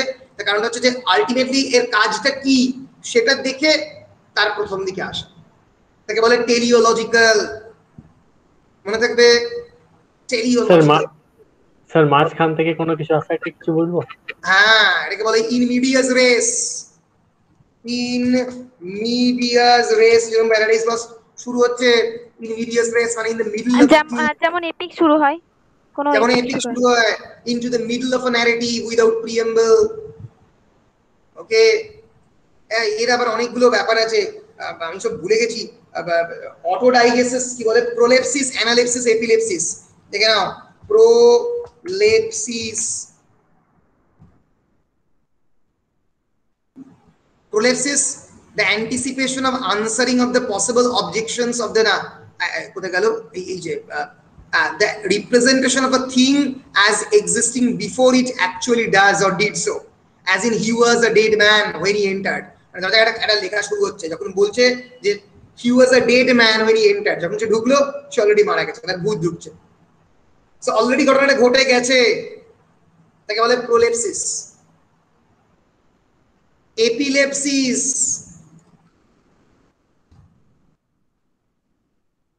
প্লেস ব্রেক আর প্লেস ফরওয়ার্ডের সঙ্গে যুক্ত না এটা? আরেকবার বলো। বলছি প্লেস ব্রেক আর প্লেস ফরওয়ার্ডের না এটা আলাদা নেম নেই? কি আলাদা নেম? আরেকবার বাবা। প্লেস ব্রেক পড়ানোর সময় বলেছিলেন না যে অ্যানালিসিস আরেকটি নাম হচ্ছে প্লেস ব্রেক? হ্যাঁ হ্যাঁ হ্যাঁ হ্যাঁ হ্যাঁ বলেছিলাম তো, আরেকটা নাম আছে তো, ওটা তো অন্য কনটেক্সটে আছে আছে। আবার অ্যানালিসিস রিটরিক্যাল ডিভাইস, অ্যানালিসিস মানে in which the past event is narrated at a point later than its chronological place in a story। একটা পুরনো ঘটনা ন্যারেট করা হচ্ছে, তার যে ক্রোনোলজিক্যাল প্লেস হওয়া উচিত সেখান থেকে নয়, অনেকটা একটা লেটার পয়েন্টে, অলরেডি ঘটনাটা ঘটে গেছে। বলে আরে তোমার বাবা তো মারাই গেছে 10 বছর হলো, পরেই জানানো হচ্ছে, তাকে অ্যানালিসিস বলা হয়। এরকম বিভিন্ন রেটরিক্যাল ডিভাইস রয়েছে, বিভিন্ন সময়ে ইউজ করা হয় লিটারেচারে বা ফিল্ম মেকিং এ, সব জায়গাতে ইউজ করা হয়। বুঝতে পেরেছো? বলো, বুঝতে পেরেছো? স্যার বলো। স্যার বলছি যে খ্রিস্টানে যেটা 7 ডেডলি সিন, ওটা সনাতন ধর্মের 6টি আছে, যেটা ষড়রিপু বলা হয়। হ্যাঁ, ষড়রিপু আমাদের সনাতন ধর্মে ওটা 6টা। ঠিক ঠিক, ওটা অনেক আগে তৈরি হয়েছে, at the time of writing the Vedas। 7 deadly sins যখন ক্রিশ্চিয়ানিটির আস্তে আস্তে আসছে, মানে বাইবেল যখন লেখা হচ্ছে সেই সময়টা অনেক অনেক পরে। প্রত্যেকটা সিভিলাইজেশনেরই বিভিন্ন ডেডলি সিনের উল্লেখ রয়েছে, প্রত্যেকটাই তো ফান্ডামেন্টাল ডেডলি সিন, ফলে প্রত্যেকটা সিভিলাইজেশন এগুলো নিয়ে আলোচনা করেছে বিভিন্ন সময়, ফলে প্রত্যেকটাতেই এর উল্লেখ বিভিন্ন সময় কোনো না কোনো সময় রয়েছে। বেশ, আমরা ল্যাম্বে চলে আসছি ডাইরেক্টলি, আমরা ল্যাম্ব কবিতাটা পড়বো। তার আগে ল্যাম্ব সম্পর্কে একটা বিশেষ ইন্ট্রোডাকশন। আমি তোমাদেরকে এই ক্লাসটা হয়ে গেলেই দুটো মেটেরিয়াল দিয়ে দেবো, একটা ল্যাম্বের উপরে, একটা টাইগারের উপরে। খুবই ভালো মেটেরিয়াল, একদম মানে লাইন বাই লাইন অ্যানালিসিস সুন্দর করে দেওয়া হচ্ছে, এবং প্রত্যেকটা থিমস সুন্দর করে ছকে দেওয়া আছে, কোন কোন পোয়েটিক ডিভাইস ইউজ করা হয়েছে। 14 পাতা আর একটা 11 পাতার মেটেরিয়াল, খুব ভালো। এই দুটো ভালো করে দিয়ে দেবো, এই দুটো থেকেই আমরা কবিতাগুলোকে পড়বো, ঠিক আছে? যা মনে হচ্ছে আজকে আমি একটু স্পিডটাকে লো করে ফেলেছি, ফলে আজকে মনে হচ্ছে ল্যাম্ব এবং টাইগারটা শেষ হবে না। খানিকটা শুরু করি, এর পরের দিনকে নয় শেষ করব, ঠিক আছে? দেখি অন্তত ল্যাম্বটা শেষ করি, চেষ্টা করি, টাইগারটা পরের দিনে করব। বেশ, দ্য ল্যাম্ব, যেহেতু আজকে ব্লেকের ইন্ট্রোডাকশনটা অনেকটা হয়ে গেল, কিন্তু ব্লেকের ইন্ট্রোডাকশন না হলে তোমরা কবিতার মধ্যে ঢুকতে পারতে না, মানে ব্যাপারটা বিষয়টাকে একটু বোঝার জন্য এটা দরকার ছিল। The Lamb is a poem by William Blake, published, as you know, in the Songs of Innocent in 1789. জানা কথা, কিন্তু বেসিক ইনফরমেশন জেনে রাখা দরকার। The Lamb is basically a counterpart poem to the Blake's poem The Tiger. Tiger এর exactly counterpart poem আমরা companion poem বলি, এবং আমরা জানি যে Blake Songs of Innocence wrote as a contrary to the Songs of the Experience, এবং তার বহু লেখার মতোই this poem is also about Christianity. এবার ল্যাম্বটা কে? The lamb is basically a frequently used name of Jesus Christ. Nobody but Christ, who is also called the Lamb of the God. বাইবেলের বহু জায়গাতে Gospel of the John section 1 verse 29 and 36 এ বলা হয়েছে the Lamb of the God, as well as throughout the John's book of the Revelation. আমরা জানি বাইবেলের book of the Revelation New টেস্টামেন্টের শেষ দিকে এই ক্রাইস্টকে ল্যাম্ব অফ দ্য গড বলা হয়েছে। চাইল্ডহুড রিদমে লেখা, ফেয়ারি টেল ন্যারেশনের মতো লেখা, খুব বেশি ডিপ কিছু এই কবিতার মধ্যে তেমন নেই, কিন্তু আমরা পড়ার চেষ্টা করব কবিতাটা। So the lamb by William Blake. This is as if a conversation between a little boy and a lamb. The boy is unaware about how lamb is created, how every object in the world is created. The boy is not aware of. Boy জানে না পৃথিবীতে বিভিন্ন object গুলো কেমন করে create করা হয়, কেমন করে তৈরি হয় পৃথিবীতে, how lamb was created. And hence this is basically a dialogue, a conversation between the lamb and the boy. Little lamb, who made thee? Dost thou know who made thee? একটু ভালো করে দেখলে বুঝতে পারবে যে এখানে অ্যাকচুয়ালি কোয়েশ্চেন মার্ক রয়েছে। Little lamb, who made দি, তোমাকে কে তৈরি করেছে? Dost thou know who made thee, তোমাকে কে তৈরি করেছে, তুমি কি জানো? So this is almost a rhetorical question with a rhetorical answer. Rhetorical question মানে প্রশ্নগুলো সহজ, উত্তর তো জানা, উত্তর আমরা জানি। God created lamb, as if it is a conversation between the Christ and the little boy. Who made thee? Dost thou know who made thee? Gave thee life and bid thee feed. Feed মানে খাওয়ানো, তোমাকে জীবন দিয়েছে, তোমাকে চড়বার ক্ষমতা দিয়েছে, তোমাকে খাইয়েছে। By the stream and over the mead. একদিকে ক্রাইস্টের ল্যাম্বের ডেসক্রিপশন রয়েছে, আবার এখানে সেই ল্যাম্ব রয়েছে যে physical lamb as a creature. Gave the life and bid the feed. তোমাকে জীবন দিয়েছে, তোমাকে খাইয়েছে।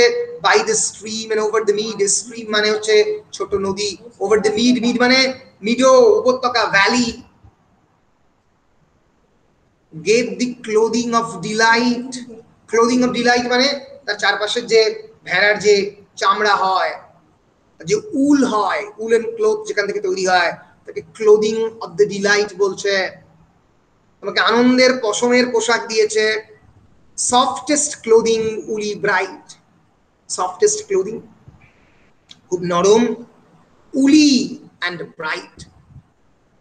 Bright means here uli bright means যেটা জ্বলছে almost. Ujjwal gave thee such a tender voice, making all the vales rejoice. Vale মানে valley, perhaps it is referring to the valley of the human civilization. তোমাকে এমন tender voice দিয়েছে, এত নরম voice দিয়েছে, making all the vales rejoice, গোটা উপত্যকা তোমার সঙ্গে রিজয়েস করছে, তোমার সঙ্গে আনন্দে মুখে মুখ মেলাচ্ছে। Little lamb who made thee, little lamb তোমাকে তৈরি করেছে। Dost thou know who made thee, but it's a recurrent pattern.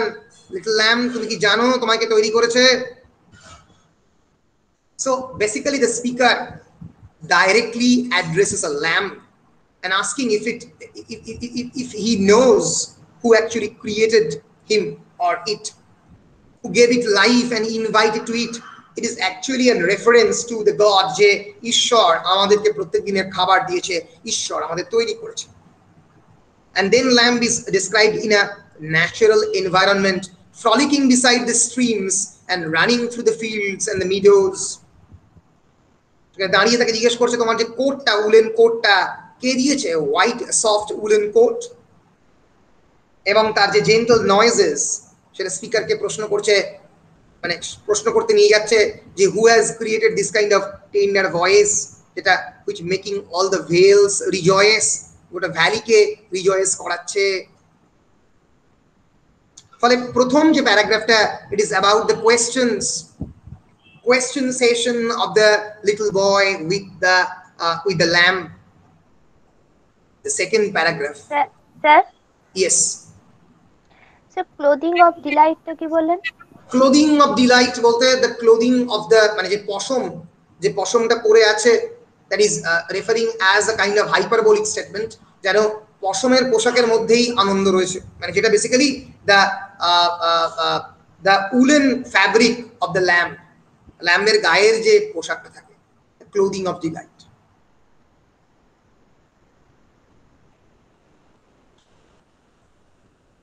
প্রথম যে অংশটা, that is actually about the first portions, is actually about the questions, প্রশ্নগুলো কে দিয়েছে।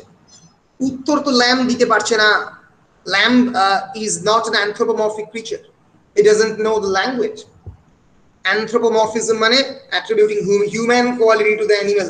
এখানে হিউম্যান কোয়ালিটি থাকলেও মানে সে কথা বলতে তো পারছে না। ফলে উত্তর এই দিচ্ছে, বলছে little lamb I will tell thee, little lamb I will tell thee. দেখতে পাচ্ছ এমন ভাবে ফরম্যাটটা ক্রিয়েট করা হয়েছে যেন একটা শিশুই কথা বলছে, কোনো কমপ্লেক্স ওয়ার্ড নেই, কোনো ডিফিকাল্ট পাংচুয়েশন নেই, কোনো ডিফিকাল্ট ইমেজারি নেই, ভেরি ইজি ওয়েতে সংস অফ ইনোসেন্সের। আমরা টাইগার, আমরা দেখো অনেক ডিফিকাল্ট। হ্যাঁ বলো। তাহলে এটা কি মনোলগের মধ্যে পড়ছে? এটা ডেফিনেটলি মনোলগের মধ্যে পড়ছে, তুমি বলতেই পারো this is monologue. Little lamb I will tell thee, little lamb I will tell thee. এবার এইচটা এখানে ক্যাপিটাল হয়ে গেল। লিটল ল্যাম্বের এটা প্রথমতেই কিন্তু ক্যাপিটাল ইউজ করা হচ্ছে, LL, as if it is Jesus Christ. He is called by thy name, for he calls himself a lamb. সে তার নিজের নাম, he is called by thy name, তোমার নামে সে পরিচিত, তুমি ল্যাম্ব হতে পারো। It is Jesus Christ, Christ K lamb বলা হয়। For he calls himself a lamb, সে নিজেকে ল্যাম্ব বলে ডাকে। তোমারই মতো meek and mild, he became a little child, he is meek and he is mild. Meek মানে anyone, meek মানে very soft, very soft, লাজুক, তাকে মিক বলা হয়। আমরা এক্সাক্ট মিকের মানে হচ্ছে quiet, gentle, easily imposed on, submissive, যার উপরে জোর করে চাপিয়ে দেওয়া যায়।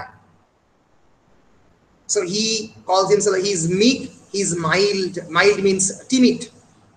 He became a little child, প্রায় শিশুর মতো সরল। I a child and thou a lamb. আমি একজন চাইল্ড, আমার মধ্যে ইনোসেন্স রয়েছে, বলে না ঈশ্বরের, যারা শিশুরা তারা ঈশ্বরের প্রতীক। আই আ চাইল্ড, দাউ আ ল্যাম্ব, আমি একজন চাইল্ড, বিং আ চাইল্ড, তুমি একজন lamb. We are called by his name, আমরা তার নামে পরিচিত হই। অর্থাৎ জিসাস ক্রাইস্টের নাম অনুযায়ী আমার মধ্যে ইনোসেন্স রয়েছে, তোমার মধ্যে ইনোসেন্স রয়েছে। As if this little child is conversing with a little lamb, and এই কবিতাটা একটা অন্য মানে পাচ্ছে সেকেন্ড প্যারাগ্রাফে গিয়ে। সে ফিজিক্যাল যে ল্যাম্বের ক্রিচারটাকে, তাকে এক ধরনের আমরা বলতে পারি যে স্পিরিচুয়াল কোয়ালিটি সে দিচ্ছে। লিটল ল্যাম্বকে একটা ক্রাইস্টের জায়গায় নিয়ে যাচ্ছে। লিটল ল্যাম্ব গড ব্লেস দি, লিটল ল্যাম্ব গড ব্লেস দি, তোমাকে আশীর্বাদ করুক লিটল ল্যাম্ব গড ব্লেস দি। ফলে আমরা যদি কবিতাটার স্ট্রাকচারে আসি, আমরা দেখতে পাবো at the first glance this poem appears to consist of the rhyming couplet মানে পরপর মানে দুটো লাইন নিয়ে। ওকে, little lamb who made thee, dost thou know who made thee? A gave thee life and bid thee feed by the stream over the mead. B gave thee delight, softest clothing woolly bright. আবার A B এইভাবে পুরো rhyming স্কিমটাকে আমরা করতে পারি, identical rhyming scheme. The rhyme is an exact repeat of the three last words or the phrases, who made thee, and the last couplet is a repetition of the first verbatim. Therefore, it almost creates a kind of like a lullaby effect. Lullaby মানে তোমরা জানো লালাবাই বলা হয়, LULLABY, শিশুদেরকে ঘুম পাড়ানোর গান, lullaby, ঘুম পাড়ানি গান। Yes, lullaby. A quiet gentle song to send a song to the sleep, send a child to the sleep. ঘুম পাড়ানোর গানের মতো একটা এফেক্ট এই ল্যাম্ব তৈরি করেছে। খুব সিম্পল পোয়েম, সহজ পোয়েম, যে বিরাট ইন্টারপ্রিটেশন হয় তাও নয়, কিন্তু কয়েকটা জিনিস বলা যেতে পারে। আমরা টাইগারের যেমন সত্যি অনেক ধরনের ইন্টারপ্রিটেশন পসিবল, আমরা টাইগার যখন পড়বো সেটা দেখার চেষ্টা করবো, কিন্তু basically lamb is a religious poem that marvels at the wonders of the God's creation, marvels at the wonders of the God creation. ভগবানের যে ক্রিয়েশন, এই যে ল্যাম্ব, এইটাতে অবাক শিশু। In the poem, a child addresses a lamb, wondering how it comes to exist, before affirming that all existences come from the God. In the humble, gentle figure of the lamb, the speaker sees the beautiful evidences of the God's work. ভগবানের ওয়ার্কের যে innocent দিকটা lamb symbolise করছে, tiger symbolise করছে সেই ভয়ঙ্কর violent দিকটা, যে ভগবান মানুষকে মারতে পারে। এটা কেন আমরা বলতে পারি নিউ টেস্টামেন্টের গড, যে গড মানুষকে ক্ষমা করে, কিন্তু টাইগারের গড ভায়োলেন্ট গড, ওল্ড টেস্টামেন্টের God. So furthermore, the lamb is not just made by the God, it is an expression of the God, as is the speaker. Speaker যেরকম ভগবানের চেতনার বহিঃপ্রকাশ, সেরকমই ল্যাম্বও তাই। The poem is directly addressed to the lamb, though the lamb of course cannot respond. Lamb to respond করতে পারছে না। The speaker is clearly awed by the lamb, though the Christian God is often associated with the power and the might. আমরা পরে দেখবো যেটা টাইগারে Christian God is always associated with power and might, ক্ষমতার উপরে। সে কিন্তু থান্ডারবোল্ট ছেড়ে দিয়ে Lucifer শয়তানকে 7 দিন 7 রাত ধরে প্যারাডাইস লস্টে তোমরা পড়েছো, তাকে ফেলেছিল কিন্তু। So at times Christian God is violent, but here it is, this creature is small, fragile and innocent. By existing it proves the delicate beauty of the God's creation. God's creation এর যে delicate beauty আছে সেটাকেও কিন্তু reflect করছে এই poem. এই পোয়েমের অনেকগুলো theme রয়েছে। একটা হচ্ছে নেচার। নেচার কি? The poem basically represents an idyllic pastoral scene. Pastoral nature, ঘুরে বেড়াচ্ছে একটা জায়গার মধ্যে, ভূমির মধ্যে শিশু এবং তার সঙ্গে lamb, painting a vivid picture of the lamb frolicking in its countryside environment, ঘুরছে। তো তার ডেসক্রিপশনটা এখানে দিচ্ছে। Nature, childhood and innocence. Blake famously believe that humans are born with everything they need to live lives of joy, freedom and closeness to God. Blake বিশ্বাস করতেন যে একজন চাইল্ড কিন্তু মানে জন্মায় জয়, ফ্রিডম এবং ক্লোজনেস উইথ দ্য গড নিয়ে। যদি একজন মানুষ তার চাইল্ডহুডের স্টেটটা সারা জীবন বজায় রাখতে পারে, তাহলে কিন্তু এই এক্সপ্রেশন অফ দ্য ওয়ান্ডার এবং ল্যাম্বের যে স্টেটটা সে সারা জীবন বজায় রাখতে পারবে। ফলে these are some of the important themes of the poem. Lamb is a very simple poem. এটা যখন আমরা টাইগারের সঙ্গে তুলনা করে পড়বো, tiger is a much more difficult poem. টাইগারটা আজকে পড়াচ্ছি না, আজকে পড়ালে একটু বদ হজম হয়ে যেতে পারে। আজকে টাইগার কি পড়াবো না? না স্যার পড়তে হবে না। ঠিক আছে, না স্যার। নেক্সট দিনকে তাহলে পড়াচ্ছি না হ্যাঁ একটু। স্যার থাক। ঠিক আছে, এটা টাইগারটা অনেকটা বড়, অনেকগুলো অ্যালিউশন রয়েছে, একটু ভালো করে পড়াবো টাইগারটা। সো এই কন্ট্রাস্টে টাইগারের সঙ্গে ল্যাম্পটাকে আরো ভালো করে বোঝা যাবে। আজকে পড়লে বুঝতে কি পারবো বলছো? না। আজকে পড়ালে ধরতে পারবে না। হ্যাঁ, আজকে পড়ালে ধরতে পারবে না। চলো আমরা টাইগারটাকে কালকে বা পরশুর জন্য রাখছি। আমার তো সেমেস্টার 6 এর সিলেবাস শেষ, তো আমি এবার তোমাদের যেটা করব, আমি চেষ্টা করব তোমাদেরকে আস্তে আস্তে ডেইলি করে ফেলার।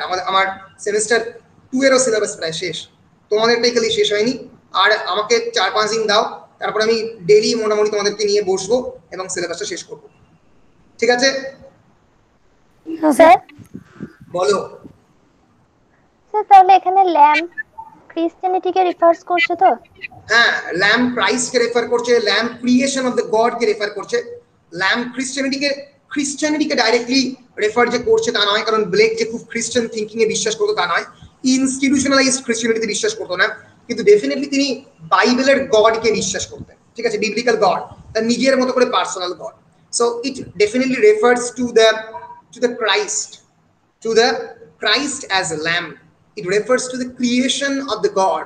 God is the creation, lamb. Jesus Christ God এর creation, আবার এই lamb God এর creation। ঠিক আছে? হ্যাঁ, নূপুর কিছু বলছো? নূপুর বলো। স্যার বলছি প্রক্সিমিটি টু দ্য গড মানে এখানে গডকে বিশ্বাস করতে। Yes, a proximity towards God, showing the ideal of the God, ভগবানের আদর্শটা কেমন করে রিফ্লেক্টেড হয়েছে ল্যাম্বের মধ্যে, এই lamb, physical lamb, the animal lamb and the Jesus Christ তার মধ্যে। সিম্পল পোয়েম, বেশি বড় নয়, একেবারে চাইল্ডহুড রাইমে লেখা, খুব কমপ্লেক্স জিনিস নেই। প্রথম দিকে কোয়েশ্চেন, তারপরে নিজেই আনসার দিচ্ছে, যেহেতু ল্যাম্ব কথা বলতে পারে না। Tiger is much more a complex poem, অনেকগুলো অ্যালিউশন রয়েছে, বাইবেলের অ্যালিউশন, লকের অ্যালিউশন, লসের অ্যালিউশন, যে হ্যামার এবং অ্যান্ডিল দিয়ে তৈরি করেছে মানুষকে, আইকারাসের অ্যালিউশন রয়েছে, সেগুলো আমরা একটু ভালো করে পড়বো নেক্সট ক্লাসে। Any questions, any other questions? Sir yes, Nupur, Golap. Yes, বলছি একটা কোশ্চেন ছিল আমার, বলছি স্যার বলছি টু ওয়ার্ড এবং টু ওয়ার্ডসটা কখন ইউজ হয়? আচ্ছা, মানে বেসিক্যালি টু ওয়ার্ড এবং টু ওয়ার্ডস মানে আমি যত জানি ব্যাপারটা টেকনিক্যালিটা আমাকে দেখতে হবে, দেখে বলবো এটা। কিন্তু আমার যেটা মনে হয় সেটা হচ্ছে যে দুটোই ইউজ হয়, কিন্তু কোনো একটা স্পেসিফিক কনটেক্সট আছে। আমরা একবার গুগল করে দেখি। তুমি কি গুগল করেছো? না স্যার আমি গুগল করিনি, মানে আপনাকে জিজ্ঞেস করবো বলে আমি গুগলটা করিনি। আমিও জানি না, মানে আমি দুটোই ইউজ করেছি। ঠিক আছে, মানে আমি দুটো জিনিসই ইউজ হতে দেখেছি বিভিন্ন সময়। হ্যাঁ স্যার, অনেক সময় আমি দুটোই দেখেছি ইউজ হতে, ওই জন্য বুঝতে পারছি না টু ওয়ার্ডটা কোথায় লাগে এবং টু ওয়ার্ডসটা কোথায় লাগে। Two words are used, two words, two word and two words use. তুমি কি মানে TO বলছো? TOWARD, two word? ওকে, হ্যাঁ স্যার। তুমি কি এই আচ্ছা আচ্ছা আচ্ছা, এইটা আমি জানি। স্যার দুটো এক নয় স্যার? না না না না না, দুটো অনেকটা এক, আবার খানিকটা আলাদা রয়েছে, সেটা আমি বলছি। আচ্ছা, the only difference between two word and two words is the s, মানে অনেকেই বলে যে অনেকটা একই। এবার ধরা যাক two word is the preferred spelling in the United States and the Canada and in the other English speaking countries such as the United Kingdom and Australia, R two words is more common spelling, two words টা অনেক common spelling হিসেবে use করা হয়েছে। আমি যতদূর জানি two words is much more actually a prosaic use, two words টা গদ্যে বেশি ব্যবহার করা হয়, পদ্যে two word বেশি ব্যবহার করা হয়। ঠিক আছে, টু ওয়ার্ডস মানে দু, এরকম তো? আরেকবার বলো। টু ওয়ার্ডস এর বাংলা মিনিং দুদিকে। দুদিকে, মানে টু ওয়ার্ডস এর বাংলা মানে ওই দিকে আর কি, বেসিক্যালি স্যার কোন একটা অভিমুখে, কোন একটা অভিমুখে, ওই দিকে। দিকে বা অভিমুখে, যাত্রা করছে। দিকে কি towards Jerusalem, towards Canada. Nupur started her journey from Delhi towards Canada. বুঝতে পেরেছো? স্যার তাহলে আমি টু ওয়ার্ড এবং টু ওয়ার্ডস দুটো ইউজ করতে পারবো? দুটো ইউজ করতে পারো, কোনো অসুবিধা। ঠিক আছে ঠিক আছে ঠিক আছে স্যার। স্যার একটা নিয়ম আছে, আমার এই মুহূর্তে মনে পড়ছে না, আমার ভুলে গেছি, পড়েছি স্যার। আমিও একটা নিয়ম দেখেছিলাম, নিয়মটা ওই আমারও মনে গেছে, মনে চর্চা নেই তো যেটা হয়, আমি ওখানে দেখেছিলাম বলো, ওই বইটা আমি খুব ভালো বই ছিল, পিকে দে সরকারের বইটাতে এই টুয়ার্ড এবং টুয়ার্ডস এর একটা নিয়ম দেখেছিলাম, কিন্তু মানে ইউ ক্যান ইউজ ইট, মানে এখন তো অত গ্রামারের ওয়েতে সবাই ইউজ করে না, ইউ ক্যান ইউজ ইট, তুমি ইউজ করতে পারো, কোনো অসুবিধা নেই, ঠিক আছে, তুমি এমনি ব্যবহার করতে পারো। হ্যাঁ স্যার আমার একটা কোশ্চেন ছিল। হ্যাঁ বলো, বলে ফেলো বলে ফেলো বলে ফেলো। বলছি মনোলগ আর ড্রামাটিক মনোলগের মধ্যে পার্থক্য কি? মানে মনোলগের ড্রামাটিক মনোলগ আর এমনি মনোলগের মধ্যে পার্থক্য হচ্ছে, dramatic monologue it's a specific style of writing created by Robert Browning. Robert Browning এই স্পেসিফিক জনরাটা ক্রিয়েট করেন, পরবর্তীতে আরো অনেক লোকজন এটাকে ইউজ করেন। Dramatic monologue is generally used in a poem, একটা কবিতার মধ্যে জেনারেলি ইউজ করা হয়, এবং একটা চরিত্রের মনের ভাবকে, তার এক্সপ্রেশনকে, তার ভিতরের যে এক্সক্যাভেশন, তার যে মাইন্ডের যে ফ্লো, সেটা কেমন ভাবে যাচ্ছে, সেটা ক্রিমিনাল মাইন্ড হতে পারে, ভালো মানুষ হতে পারে, সেইটাকে জানাবার দায়িত্ব রিডারকে ড্রামাটিক মনোলগের মাধ্যমে জানানো হয়। ফর এক্সাম্পল, পরফাইরিয়াস লাভার, পরফাইরিয়াস লাভারে একজন lover will actually murder the he is actually mistress. সে ভিক্টোরিয়ান সোসাইটিতে একজন নারী পরফাইরিয়া, সে তার প্রেমিকের সঙ্গে দেখা করতে এসছে, and the lover will eventually kill her, strangle করে মারবে, কেমন করে, তার চুল দিয়ে, চুলটাকে গলার মধ্যে জড়িয়ে। এবার এই ডেসক্রিপশনটা পুরোটাই সে নিজে বলছে রিডারকে, dramatic fashion, it is called dramatic monologue. For example, তোমরা পড়ছো, তোমরা কি পড়ছো, তোমরা পড়ছো মাই লাস্ট ডাচেস। এর মধ্যে তোমরা মানে যে ক্যারেক্টারটা, সেই ডিউকের ক্যারেক্টারটা তোমরা পরিষ্কার বুঝতে পারছো, is a criminally minded character, he has killed his first wife and now moving towards the next marriage. My last duchess, আমার লাস্ট ডাচেস এরকম ছিল, তার পেইন্টিংটাকে দেখাচ্ছে, নেপচুনের যে সি গড নেপচুন, সে কেমন করে তার চুল দিয়ে নিয়ন্ত্রণ করছে, এর মধ্যে নিজের যে নিয়ন্ত্রণকামী যে চেতনা, পেট্রিয়ার্কাল কনসাসনেস, সেইটা রিফ্লেক্টেড হচ্ছে। ফলে ক্যারেক্টার নিজের কথাই নিজেই বলবে, নিজের কথা নিজেই বলবে, নিজের যে মাইন্ডের যে এক্সপ্রেশনটা সে নিজেই বলবে। হ্যাঁ, অনেক ক্ষেত্রে ও সরি সরি সরি সবসময় যে নিজে বলবে কোনো মানে নেই, সরি, এখানে এই হ্যাঁ হ্যাঁ নিজেই বলবে, তো নিজেই তো বলছে, নিজেই বলছে, নিজেই বলবে, সেগুলোই তো মনোলগ, নিজের কথা নিজেই বলছে, একটা দিক থেকে বলছে। আরেকবার নিজেই কোশ্চেন করবে, নিজেই অ্যানসার করবে, নিজেই কোয়েশ্চেন করবে, নিজেই আনসার করবে। মনোলগও তাই, একই জিনিস, কিন্তু মনোলগের সঙ্গে ড্রামাটিক মনোলগের মেইন ডিফারেন্স হচ্ছে, dramatic monologue is a specific poetry genre, কবিতার ক্ষেত্রে ব্যবহার করা হয়। মনোলগ তোমরা ম্যাকবেথেও দেখেছো, ড্যাগার সিন, মনোলগ বেসিক্যালি। সলিলকি অনেকে বলে, সলিলকি মনোলগ কাছাকাছি, ঠিক আছে। সো অ্যাসাইডটা আলাদা, অ্যাসাইডটা হচ্ছে ক্যারেক্টারটা প্রেজেন্ট রয়েছে স্টেজের মধ্যে, এ আলাদা করে বলছে, অডিয়েন্স শুনতে পাচ্ছে অবশ্যই, কিন্তু সেই ক্যারেক্টার শুনতে পাচ্ছে না। কিন্তু মনোলগে বা সলিলকিতে স্টেজের মধ্যে কোনো ক্যারেক্টারই নেই। ড্যাগার সিন, ড্যাগারটা আকাশের মধ্যে উঠছে, একটা phantasmagoric dagger, and Macbeth is imagining that his hand is blood stained with that dagger.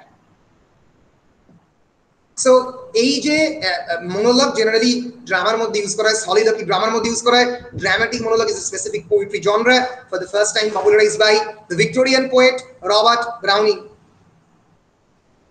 Am I clear? Yes sir. Yes. No other questions? Any other question? বেশ, আর কোনো প্রশ্ন নেই, যেহেতু আমি রেকর্ডটা অফ করছি।